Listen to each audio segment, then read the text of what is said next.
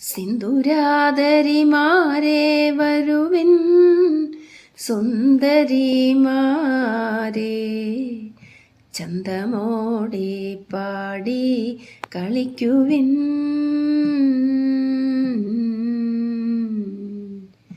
ചന്ദ്രചൂടൻ ഭഗവാന്റെ ചന്തമാം തിരുനാളിന്ന്,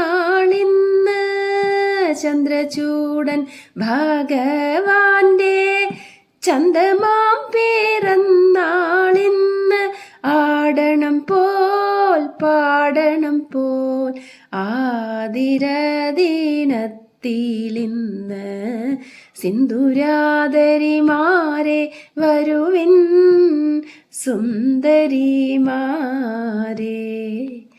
ചന്തമോടെ പാടി കളിക്കുവിൻ.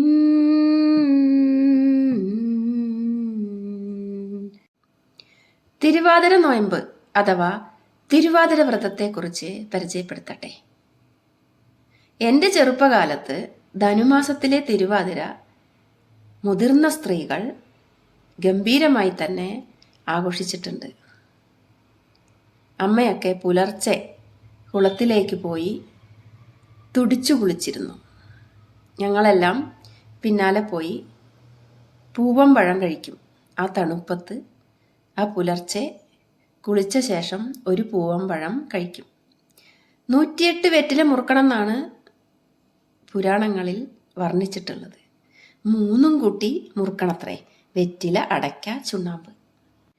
തിരുവാതിരയുടെ തലേ ദിവസം തിരുവാതിരക്കളി ഉണ്ടാവും. രാത്രി വൈകിയും തിരുവാതിരക്കളി കളിക്കും.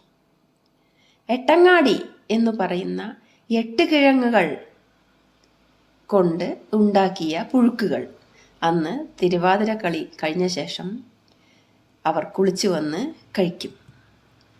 തിരുവാതിര ദിവസം ഉപവാസമാണ് പറഞ്ഞിട്ടുള്ളതെങ്കിലും ഞങ്ങളുടെയൊക്കെ ചെറുപ്പത്തിൽ ചോറ് കഴിക്കില്ല.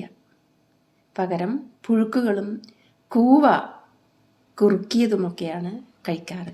അതേപോലെ ഗോതമ്പ് കൊണ്ടുള്ള വിഭവങ്ങളാണ് അധികവും കഴിച്ചിട്ടുണ്ടായിരുന്നത്. തിരുവാതിരയുടെ ഐതിഹ്യത്തിലേക്ക് വരാം.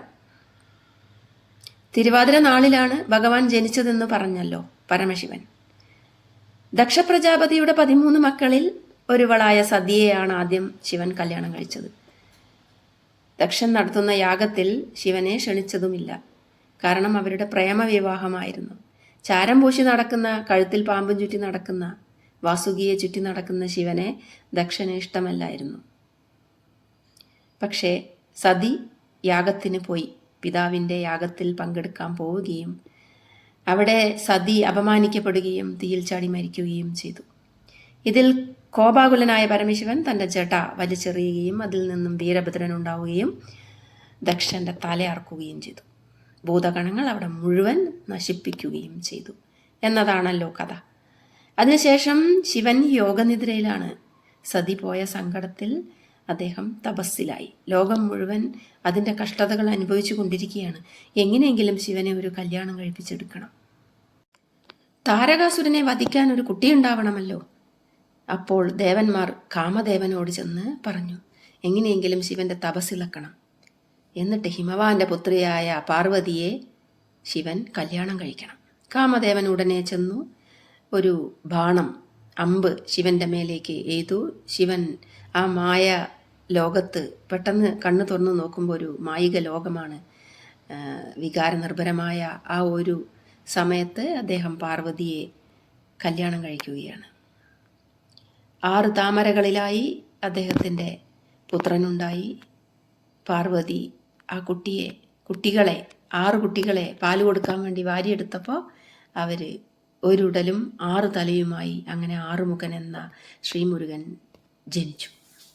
താരകാസുരനെ കൊല്ലുകയും ചെയ്തു. കാമദേവനെ ശിവൻ തൃക്കണ്ണു തുറന്ന് ഇല്ലാതെയാക്കി തൻ്റെ തപസ് മുടക്കിയതിന്.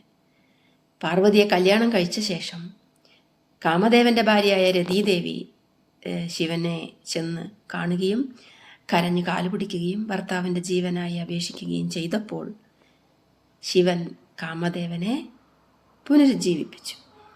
ആ ഒരു ദിവസമാണത്രേ ധനുമാസത്തിലെ തിരുവാതിര. കല്യാണം കഴിഞ്ഞ, അതായത് മംഗല്യമുള്ള സ്ത്രീകൾക്ക് ഭർത്താവിന് ദീർഘായുസ്സിനു വേണ്ടിയും സ്ത്രീകളുടെ നല്ല ജീവിതത്തിനു വേണ്ടിയും തിരുവാതിര വ്രതം നോറ്റുവരുന്നു.